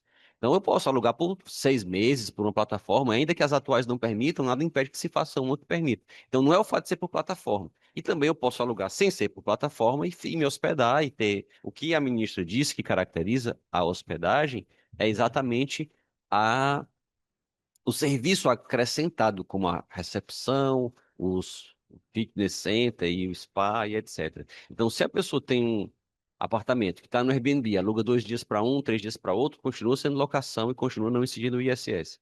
Agora, quando vier a reforma, é que nada disso vai adiantar mais, porque ela vai alcançar tudo. Ser pelo Airbnb ou não, não vai mudar do mesmo jeito. O que vai mudar é se são mais ou menos de 90 dias. Aí cai no capítulo da hotelaria ou no capítulo do aluguel de imóveis. Ok. Só mais uma consideração que, desculpa se fugir do escopo assim sobre locação, mas o senhor falou sobre a questão do limite do aproveitamento de crédito. Há outras atividades que também estão com essa considerada inconstitucionalidade? Sim, a Lei 214 ela tem uma coleção de artigos que, de maneira absolutamente imotivada, dizem simplesmente não se gera crédito, não se apropria crédito, não gera crédito em determinados setores, determinadas atividades. A hotelaria é um deles, mas tem vários outros, e o próprio artigo que define o que são bens de uso e consumo pessoal já faz isso. Porque o que define um bem como de uso e consumo pessoal é o uso ou o consumo que se fizer desse bem. Qualquer bem ou qualquer serviço pode ser de uso ou consumo pessoal ou não. Depende de se for dado a ele um uso ou um consumo pessoal. Um sabonete pode ser de uso e consumo pessoal ou não. Uma vitamina, ela pode ser de uso e consumo pessoal ou não. O que que vai depender? Se está atrelado ou não está atrelado ao escopo da atividade tributária. Então, se uma empresa deu de presente para um funcionário uma viagem, simplesmente porque quis, por exemplo, fazer isso como se fosse um salário indireto, ou como se fosse presente mesmo e tal, isso até pode ser uso ou consumo pessoal. Ah, você vai para a Disney com sua família, está aqui de presente porque é um presente. Agora, se ele tem que ir trabalhando, se ele tem que ir porque ele vai fazer uma sustentação oral, ou vai fazer uma venda, uma reunião presencial, aí já não seria uso ou consumo pessoal. Então, a lei define, por exemplo, obra de arte. Obra de arte sempre vai ser, e aí os artistas já começam a achar ruim, né, doutor André Espino? Obra de arte sempre vai ser considerado bem de uso e consumo pessoal. Nunca gera crédito. E por quê? E se for um museu que comprar uma obra de arte? Sobre o ingresso do museu tem IBS e CBS, mas a obra de arte que ele comprou não gera crédito. Se for um hotel que tem que colocar os quadros nas paredes das suítes e tal, vai comprar a obra de arte e não vai gerar crédito. Então, a lei já tem uma série de outros. Procurando, você vai encontrar vários. Obrigado, professor. Bom, aqui vale fazer uma consideração dessa exceção. Por que que ela existe? Uso e consumo pessoal. Por que colocar isso na Constituição? Para complicar e para aumentar a carga tributária. Porque toda vez que se proíbe o crédito, do outro lado aumenta o débito. Eu não posso. Pois então. Pode terminar, pode terminar. Então, a ideia foi assim: não, vamos evitar que uma pessoa física, sempre o foco era a pessoa física, uma pessoa física que tenha empresas, possa comprar tudo que ela precisa do consumo pessoal dela pelas empresas e vai ter um tratamento tributário diferente de uma pessoa física comum, uma pobrezinha que não tem empresa e vai comprar aquilo e não vai ter como gerar crédito. Nas empresas gera o crédito, então ela tem uma redução da carga tributária, se não dela na hora de comprar, mas da empresa que aproveitou os créditos. Essa é a explicação, essa é a razão maior. Então, para evitar isso seria quase uma norma anti-elisiva. Então, foi colocado na Constituição para evitar que as pessoas físicas fizessem isso. Só que a complicação que gera, até para saber quando é consumo pessoal ou não, como o segundo muito bem colocou, que tem que ser caso a caso, dependendo do uso, e é o alargamento que se dá a esse entendimento, começa a se abranger situações que não são de uso e consumo pessoal, mesmo assim o crédito é vedado, mostra isso, a preocupação, inclusive o valor. Será que todo o ordenamento tributário, toda a economia do Brasil, quanto isso vai ser afetado por alguém que compra as coisas em nome da empresa? Essas compras em nome da empresa seriam mínimas, por mais que as pessoas queiram fazer isso, mas elas sempre vão ser mínimas em razão ao total do comércio, das operações que acontecem no país. Mas mesmo assim, mesmo em face de ser um valor residual e admitido como residual pelos idealizadores da reforma, foi mantido e vejo eu como algo que provoca, inclusive, contradições, porque no primeiro momento a preocupação com a pessoa física é que ela estava fora, e agora estão trazendo as pessoas físicas para dentro, obrigando a tirar CNPJ. A pessoa física está fora ou não está fora? Pode ou não pode? Então, a questão é confusa, como tudo mais que a gente trata de reforma tributária. O, Ele queria dizer o seguinte, ainda em complemento à sua ponderação. A gente costuma pensar que o grande problema da restrição aos créditos é o que vai vir expresso, ou já veio, na Lei 214. Ah, porque a lei diz aqui que a hotelaria não gera crédito, porque a lei disse aqui que isso e aquilo não gera crédito. Inclusive, o exemplo que eu dei da viagem, existe jurisprudência da Suprema Corte, não sei se lá se chama assim, o Tribunal, a última instância do Poder Judiciário inglês, reconhecendo o direito a crédito de viagem paga para funcionário de lazer, porque era um prêmio, porque ele era um funcionário exemplar. Então, tinha relação com a atividade. Não era uma coisa não relacionada. Ele foi um bom funcionário, porque ele foi um bom funcionário, incrementou as vendas e os lucros da empresa, gerando mais tributos, inclusive. E aí, por conta disso, a empresa deu a ele a viagem. Então, ele teve direito de deduzir. Mas se foi um tribunal, é porque teve conflito. Então, porque a fazenda de lá não quis que permitisse o creditamento. Mas a gente tende a achar que o problema vai ser quando tiver expresso. Ah, aqui o artigo disse isso, aqui o artigo disse aquilo, pressupondo que as autoridades vão seguir o que está na lei. Aí tudo bem. Mas o problema é que nem sempre as autoridades seguem o que está na lei. E aí é que vai estar a maior carga de restrições ao direito de crédito. Hoje, o senhor da conta gráfica do ICMS é o contribuinte. O contribuinte registra tudo que ele comprou e qual é o crédito que se gera daquelas compras. Ele registra tudo que ele vendeu e qual o débito que decorre daquelas vendas. E no dia de vencimento do mês seguinte, ele recolhe a diferença. Então, na minha empresa, eu comprei tantos pares de sapato, vendi tantos pares de sapato, o meu débito de ICMS é X, o crédito é Y, eu vou pagar aqui a diferença no dia tal. E aí recolhe, e é a fazenda que fiscalize depois para dizer se concorda ou não. Com a reforma não vai ser assim. Com a reforma, os créditos e os débitos vão ser apurados eletronicamente no sistema por meio de split payment, será debitado o valor das vendas e os créditos serão reconhecidos pelo comitê gestor. E já foi colocado no regulamento, vejam só, não está na lei, mas está no regulamento do IBS, que se o contribuinte estiver sob fiscalização ou se ele tiver alguma outra pendência de IBS que não tenha nada a ver com aquilo ali, os créditos dele já ficam retidos, ele não vai ter direito a crédito. Então, a conta gráfica dele está na mão do comitê gestor, e na hora que o comitê gestor quiser, ele aperta. Não, peraí, agora, o que você está fazendo aí? Está com brincadeira aí? Não tem mais crédito, não. Suspende os créditos aqui de IBS e CBS, no caso do comitê gestor, só de IBS. Então, aí a gente já vê o tamanho do problema que vem pela frente. Chama-se isso de confisco, praticamente. com o fisco, né? Com o fisco. Agora tudo está com o fisco. Eu tenho dito, toda a chance que eu tenho de me manifestar, que nós já estamos e estaremos brevemente sujeitos a um aprofundamento da tirania fiscal. E o que é que eu chamo de tirania fiscal? É aquela atitude do fisco que está à margem da lei e aplicada de maneira autoritária, violenta muitas vezes. Então, assim, o fisco diz assim: agora o seu crédito é de X e o seu débito é de Y. Acabou. Ponto. Você não tem mais nem como fazer. Hoje a gente não sabe nem qual o juízo competente para discutir isso. Mas mesmo quando saiba qual é o juízo competente, eu vou sempre discutir no prejuízo, porque eu já perdi o meu crédito e eu já tive retido na minha nota fiscal aquele valor. Então, o comitê gestor vai ser super poderoso, que ele vai obrigar todos os contribuintes a mergulhar nesse sistema. O sistema vai ser controlado por ele, ele vai fazer o que quer com débito e crédito. Quem quiser que ache ruim. E ao achar ruim, faz como aquele cara que baixa na traseira do seu carro, você para poder reclamar, ele vai procurar seus direitos na justiça, que por acaso está na esquina do fórum.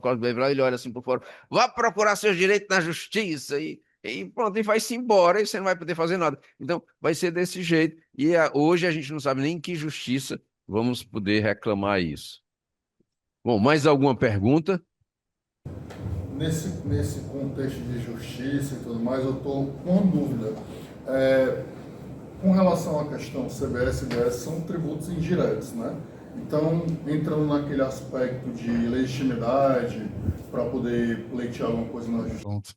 Levando em consideração a questão que a gente não sabe, assim, independente do que a lei vai dizer, a incidência tributária ela vai depender da elasticidade da oferta e da demanda, né? Então, um exemplo prático aqui. O cartório do amigo aqui, Isso não depende da elasticidade, não. O que depende da elasticidade é o repasse. exato, exato. Então, por exemplo, no caso do cartório do amigo, ele pode optar por, não, eu não vou repassar o valor por conta de concorrência. Então, ele não repassaria o valor, e aí como é que ele vai. Isso geraria, por exemplo, a questão da legitimidade. Ah, mas ele repassou ou não repassou, vai provar ou não. Então, a minha dúvida é, nesse contexto, existe algum mecanismo já para suprir isso, que vai gerar muitas demandas, ou não? Seria algo mais tranquilo? Deu para entender? Eu sim, não vai ser mais tranquilo, não, porque no caso da reforma tributária, se acrescentou uma exigência ao artigo 166 do CTN, que é o que você está mencionando. Além de provar que não houve o repasse, o que é uma prova muitas vezes impossível, diabólica, o contribuinte vai precisar provar que aquele que sofreu o repasse não se apropriou do crédito correspondente. Então, o doutor Luiz, além de provar que não repassou, veja só, ele tem que provar que não repassou e que a pessoa para a qual ele prestou o serviço não apropriou o crédito. Então, se ele fez praticou um ato notarial qualquer, um ato, reconheceu uma firma, enfim, prestou um serviço qualquer, aquela pessoa que contratou o serviço dele não usou aquele crédito de IBS para abater de uma outra incidência posterior, o que torna, se é que é possível, mais impossível ainda. Eu acho que impossibilidade não comporta grau. Só me lembro da Rafaela quando estava lá no Parajuru. Ela vivia terminando e voltando no namoro com o Wellington. Aqueles namoro ioiô que fica terminando e voltando, terminando e voltando, terminando e voltando. Aí quando teve um carnaval qualquer lá, eles brigaram, terminaram. Aí ela chorando lá que nunca mais ia voltar ao namoro com ele. Nunca mais eu volto ao namoro com ele. Nunca mais eu quero ver a cara dele de novo. Absoluto, nunca mais queria ver a cara dele de novo. Aí chegou, sempre tem nessas horas aquela pessoa que chega pra jogar mais gasolina no fogo, né? Aí chegou uma amiga com toda a sororidade que as mulheres têm nessas horas, às vezes. Aí chega uma amiga e diz: mulher, tu não sabe, o Elton tá lá em Beberibe, do carnaval. Era agora que eu não volto mesmo. Aí, mas não vai voltar nunca mais de todo jeito. Como é que aumenta ou nunca mais aumenta? Pois é a mesma coisa aqui, isso que eu vou falar. Não sei se tem como ser mais impossível ainda, mas é mais impossível ainda você provar que não repassou e que o elo seguinte não tomou crédito. Então é totalmente impossível essa prova. E aqui fica mais uma crítica, porque se está inspirando muito no direito europeu e no direito canadense. Europa e Canadá são os nossos espelhos, tudo está sendo copiado desses dois países para fazer o IVA aqui no Brasil. O IVA europeu como padrão geral e o canadense como padrão de IVA dual. Mas tanto na Europa como no Canadá, a Corte Europeia de Justiça e a Suprema Corte Canadense já declararam a invalidade de artigos que são equivalentes ao nosso 166. As duas já disseram que não pode deixar de restituir um tributo porque ele foi repassado. Se for repassado, azar. O problema é do comprador, que pagou um preço mais alto. Se ele quiser, ele vai entrar na justiça para pedir um desconto do vendedor. O preço mais alto ou mais baixo é uma questão cível. Não tem nada a ver com o tributo indevido que tem que ser devolvido. Tanto a Corte Europeia de Justiça, desde os anos 80, como a Corte Suprema do Canadá, decidem assim. Mas essa parte ninguém copiou. É uma outra etapa, uma outra parte, um complemento da questão da tirania a qual me referi. Você vai pagar o que o fisco disser que vai pagar, e se por acaso for maior, você não tem jeito de pedir repetição de indébito. A ideia da repetição de indébito está praticamente impossibilitada, como disse agora o segundo. As condições impostas para quem quer pedir de volta o seu tributo são praticamente inatingíveis. Então, o cerco se fecha. A cobrança é do tamanho na hora que eles querem e a devolução não existe mais. Então, a coisa fica complicada. A maioria das pessoas que me ouvem dizendo isso ainda colocam, não, mas será que é bem assim? Não é bem assim e tal? Quando nós estivermos sofrendo as consequências desse novo sistema autoritário, é que vamos poder perceber essa realidade. Tem um ponto, e o Hernandes vai já falar. Tem um ponto que é importante também a gente colocar, o segundo colocou como parâmetro para tentar encontrar uma natureza jurídica do ornitorrinco, uma decisão do STJ, e é o único parâmetro que nós temos, então, obviamente, é uma questão que tem que ser sem colocada, mas é também importante dizer que o STJ no direito privado e no direito público muitas vezes não coincidem. É como se fosse outro tribunal, tá? Outro tribunal. Mas não é no privado e no público, isso se acentua. Então, é um outro tribunal. A primeira sessão diz uma coisa, a segunda sessão, a terceira sessão dizem coisas completamente diferentes, tanto em matéria de direito civil, direito tributário, aí diz assim, não, mas o direito tributário é de sobreposição, então ele teria que ser sobreposto às regras do civil. E as regras do civil são dadas pelo direito, pelas turmas de direito privado, mas nem sempre isso acontece. A gente vê muitas contradições. Execução fiscal é uma, processo civil deve ser uma coisa só, mas muitas vezes a execução do privado é tratada de uma maneira e a execução do público é tratada de outra completamente diferente. E não temos nem como uniformizar isso, porque quando se entra com o recurso específico para uniformização, os embargos de divergência, aí o ministro diz assim, não, mas aqui são assuntos diferentes, aqui foi no âmbito tributário, aqui foi no âmbito civil, quando o princípio orientador da decisão é exatamente o mesmo, ele está num conflito profundo, mas mesmo assim a situação não é vista. Então, não surpreenderá se a turma de direito público, na hora do tributário, decidir um pouco diferente do que o privado já decidiu. Bom, mas alguma pergunta mais para poder provocar o professor Hernandes? Se alguém quer falar, pode deixar mais aí, não tem problema não. Sim. É que eu estava me lembrando de uma parte que eu li no livro de Introdução ao Planejamento Tributário do professor Machado Pai, que ele justamente fica abordando essa questão de a lei tributária ela não pode criar aspectos que modifiquem o que está no direito privado. E esse assunto me chamou bastante atenção e eu acabei relembrando isso mesmo. Só isso. É isso mesmo. Existe essa previsão na lei, talvez até de forma didática, para a gente lembrar que é assim. Hernandes. Obrigado, professor Não, Schubert. só um minutinho, Hernandes. Você falou em Pode último, ficar à então vontade. Pode peço ficar só à mais um vontade. pouco. Chamo Cristine, eu sou advogada, mas também eu sou operadora desse universo tributário. Eu sou contadora há 30 anos, né? Então, eu passei desde o analógico até todo o universo do SPED hoje. E a reforma tributária, ela traz muitas discussões para o meu escritório. O colega ali falou sobre a questão das pessoas que têm renda acima de 20 mil, no caso dos aluguéis, e ele traz a preocupação das obrigatoriedades, né, relacionadas ao CNPJ. O CNPJ, dentro do que a gente analisa, o CNPJ dessas pessoas que são pessoa física, elas vão ser um CNPJ técnico. A gente está esperando que não haja toda essa burocracia para que esse dinheiro venha do CNPJ técnico para o CPF, né, que seria para a declaração de imposto de renda. Nós estamos achando que vai se proceder dessa forma.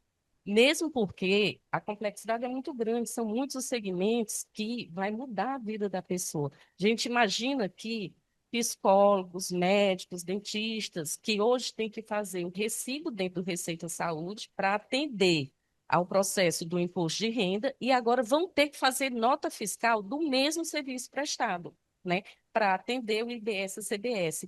E todos eles vão ter que abrir CNPJ, que eles chamam de CNPJ técnico, né, que é a plataforma que não ficou pronta para que se iniciasse agora em julho.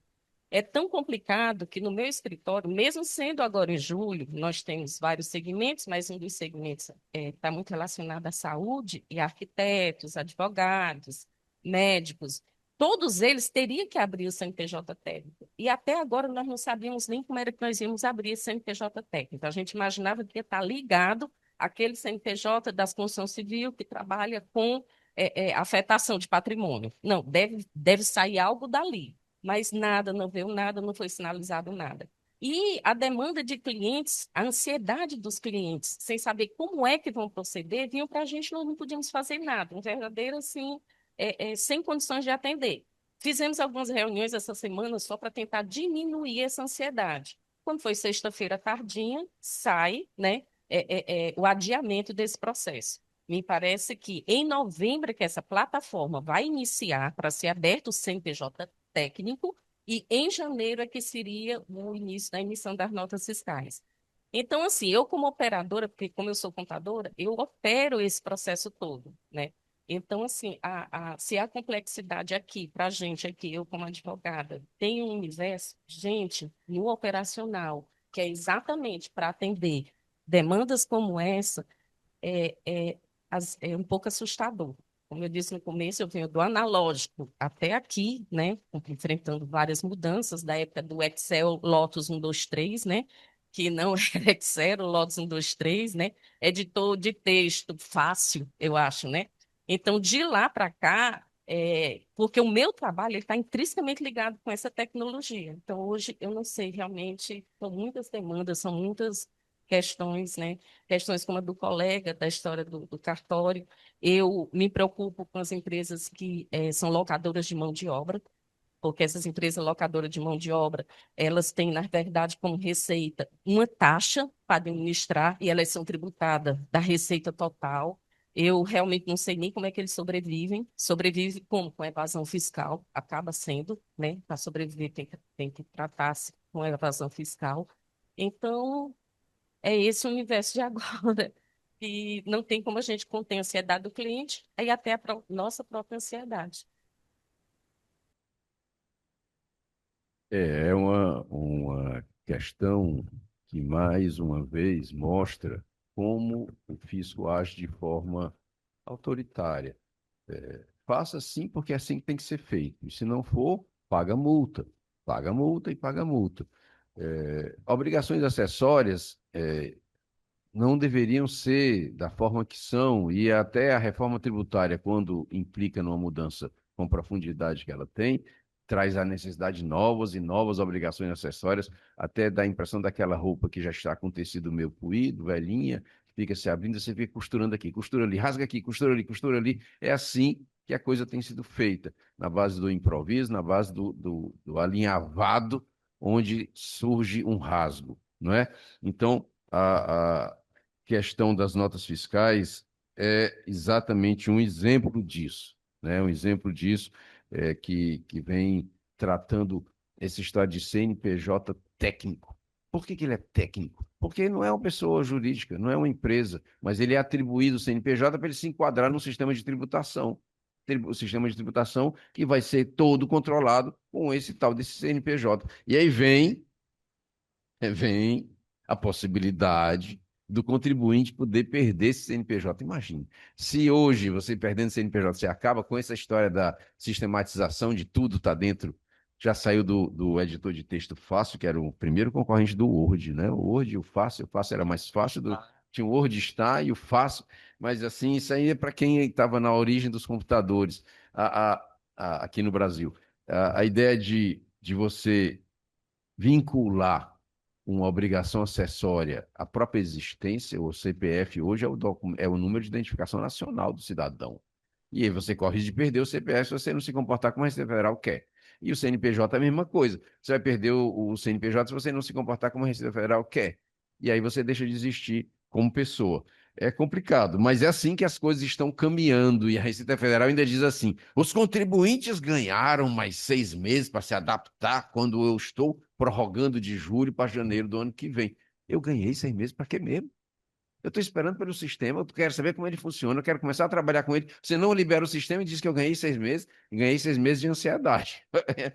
Ganhei 6 meses de ansiedade, esperando que esse tal desse sistema venha, porque eu não ganhei nada, tá? O próprio poder público que está cuidando disso de uma maneira muito específica para aumentar a tributação e diminuir os direitos dos contribuintes, né, não conseguiu fazer o trabalho dele e disse que eu ganhei 6 meses. Mas é assim, mais alguma consideração? Podemos ouvir o professor Hernandes Nepomuceno de Oliveira. Hernandes, agora é a sua vez. Olha, primeiro eu queria pedir De algum modo, eu já sei que tem essa compreensão, que deixa sempre para o fim, porque já tem se esgotado o assunto, já tem matado as curiosidades, e o que eu digo geralmente é meio fora do que está sendo discutido, mas tem uma vantagem. Ainda tem, talvez, eu querendo estar no meio, alguém que fica, não é indignado, porque a gente não pode ficar indignado com o normal. Mas eu queria fazer aqui umas 3 referências antes da minha posição que eu gostaria de externar. Eu encontrei na Beira-Mar, no Sebo, livro como esse aqui, Introdução ao Estudo do Direito do professor Hugo Machado. Agora, bem novinho, a pessoa que comprou não leu. E este livro faz referência a um outro que eu tinha muita curiosidade de saber se ele existia, Teoria Geral do Direito, do professor Gerson Tabosa. E o doutor Hugo cita o professor Gerson Tabosa sobre isso. Por que se está falando isso? Porque eu vou pedir também licença para ler uma coisa que tem de 8 para 18, 20, mais ou menos 20 anos. Foi um Congresso Internacional de Direito Tributário de Recife, que tomara que o Ceará tome essa vaga que está parado, é do professor Ivens Dias Branco, em que tem também uma citação do doutor Hugo, dizendo que se a Constituição Federal valesse alguma coisa, uma instrução normativa não valeria mais do que a Constituição, isso a respeito de tributo. E o professor Ives estava exatamente eles dois discutindo a matéria de reformas tributárias que já vinha talvez há 30 anos naquela época. O professor Ives Gandhi dizia o seguinte: o Estado democrático de direito caracteriza-se fundamentalmente pelo direito de defesa, que está sendo gradualmente amputado do contribuinte brasileiro. Estamos a caminho e a passos largos de uma ditadura fiscal ou de um Estado medieval em que detentores de poder transformam-se em senhores feudais do século XXI e os contribuintes em escravos da gleba. Eu estou dizendo isso também porque nós que trabalhamos no processo, eu não sou muito apegado à doutrina, porque, afinal de contas, a doutrina é praticamente a chamada ciência do direito. Mas a gente, no exercício da profissão, a gente se mete no meio e dá opinião. Então, nós tivemos aqui há uns 6 meses, e eu citei um tremendo artigo do professor Hugo, já do fim da vida dele, poucos tempos antes, que era: o que estraga o Brasil não é a falta de lei, mas a falta de crença no direito, não é no direito, que no judiciário. No judiciário são as nossas autoridades, em que se falou aí que o direito, como é que se chama? O direito público, o direito ao serviço público, etc., tem mais, digamos assim, força do que a Constituição. Por que isso? Porque as pessoas passaram a ter, como disse o Ivan Gandhi, as autoridades passaram a ter o direito de esquecer a própria jurisprudência que fazia com que a gente acreditasse no direito. Há 6 meses, portanto, o STJ jogou uma matéria extraordinária dizendo que essa demora do julgamento de processos é porque o Estado também ele pratica a defesa satânica, a defesa de protelação. E eu tenho uma tese de que a defesa de protelação, pelo menos no caso de repetição de indébito, essa defesa ela é uma defesa pensada, programada, porque o CTN, que nenhum jurista do Supremo Tribunal Federal teve coragem de enfrentar, um artigo do CTN que diz que o juro na repetição de indébito só ocorre depois do trânsito em julgado, que pode levar 20, 30 anos. Então, eu volto aqui à decisão do STJ, que diz que recomendou, inclusive, tem normas recomendando a todo o judiciário que passem a olhar a advocacia pública como essa pessoa que protela satanicamente os processos, não paga, fica protelando, etc. E ninguém, a advocacia, por exemplo, os nossos representantes de OAB já não defendem mais isso. Então, o que aconteceu? Muito bonito, eu levei uma defesa ligado ao doutor Hugo, um dos artigos que ele escreveu muito bonito, e fiquei empolgado, porque eu tenho processos que já duram 40 anos, 36 anos, e eu já não aguento mais, a minha idade de 82 anos já não aguentará mais outro processo desse tipo. E aí vem agora um projeto de lei, que eu li antes de ontem, estarrecido, dizendo que o projeto de lei, inclusive, tem pessoas que já foram admirados como grandes defensores do direito, por ser juiz federal, é que a mudança no CPC, e vai projeto de lei, a mudança no CPC é para que os juízes, todos os juízes, possam suspender os processos por até 6 meses, todos os processos, para adaptar aos penduricalhos jurídicos que foram inventados nos 20 anos para cá, que é as matérias, por exemplo, já tem de 1900 matérias, 1900 motivos de jurisprudência que tem que seguir, vir uma espécie de súmula, só que essas matérias, elas valem por pouco tempo. E então, quando o judiciário fez uma jurisprudência dessa que eu fiquei absolutamente agradecido, porque, poxa, ainda vai ter um pouco de salvação. Vem agora um projeto de lei desse que pega todos os processos para adaptar a súmula. O nome não é bem súmula, não, é motivação, tem um temazinho. Eu não sei se o doutor Hugo me ajudaria aí. É quase uma súmula que agora tem que incidir sobre os processos. E aí o que acontece? Eu tenho um caso que tem 30 anos de trânsito em julgado.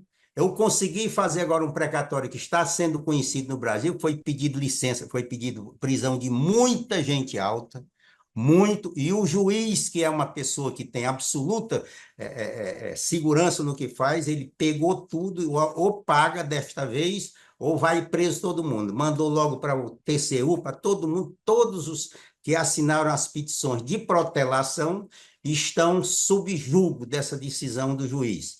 E o que acontece? Vem agora uma outra decisão do próprio STJ dizendo o seguinte: agora esse processo tem que voltar para o julgamento que houve há 15 ou 20 anos, para que o tribunal, no caso TRF5, adapte a decisão, o alcance da decisão, adapte a essa súmulazinha, que eu não estou sabendo o nome. Muito bem.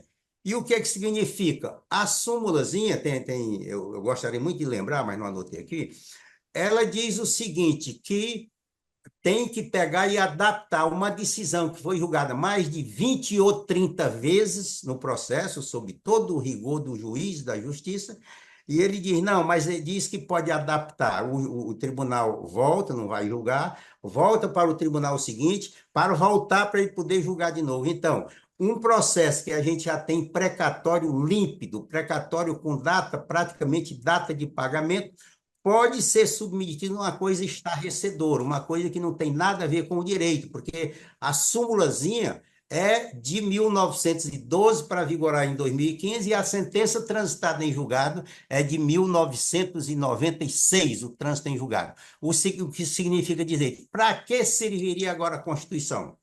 Quando diz que nem a lei pode revogar ou reformar o trânsito em julgado definitivo. Então, isso estarrece a gente porque a gente tem visto que, mesmo não querendo, nós estamos discutindo aqui que o direito tributário entrou em outro tipo de falência. Porque, quando eu prestava assessoria à empresa de Revista Imposto Fiscal, que era a empresa que fazia essas interpretações de leis tributárias, quando eu fiz isso, a Receita Federal chegava a ter 2.380 pareceres normativos de interpretação. Nós estamos aqui só em um, levou a manhã todinha, uma coisa parecida. E esses pareceres normativos, sem contar as portarias de Receita Federal e as instruções normativas, que, segundo a palavra do doutor Hugo Machado, chegou a valer mais do que a Constituição em determinado caso. O que significa isso? Isso que foi discutido aqui com a gente, com esse imbróglio todo que foi discutido, é que as fábricas de instrução normativa e a fábrica de parecer normativo vai começar a funcionar de novo com essas normas tributárias que nasceram para simplificar, nasceram para aumentar a carga tributária e para complicar, se nasceram para simplificar e nasceram para diminuir a carga tributária e aumentou. E o problema do aumentou não é tão grande. Nós vimos aí na discussão para um pobre e um MEI, e eu conheço MEI, são empregadas domésticas, são faxineiros, são pessoas extremamente simples, para ter um contador e um advogado e um não sei o quê, fica absolutamente indiscutível que nós estamos piorando em matéria de legislação tributária. Não sei se contribui, mas é um desabafo bem pensado, doutores. Obrigado, Hernandes. Desabafo bem-vindo, né? E que de alguma maneira agrega o que nós estamos discutindo aqui hoje. Bom, então podemos encerrar o nosso encontro, agradecendo mais uma vez a presença de todos os que estão aqui fisicamente, todos os que estão conectados através da nossa plataforma de vídeo, renovando o convite para que estejam conosco mais uma vez na última terça-feira do mês de julho. Já terminaram as férias, última terça-feira, última semana, todo mundo já disponível para que a gente possa conversar aqui sobre tributário, tá? E que apresentem sugestões para que a gente possa examinar e aproveitar como assunto a ser discutido, assuntos práticos, assuntos que tenham interesse profissional de todos nós. E, mais uma vez, obrigado e um bom dia a todos.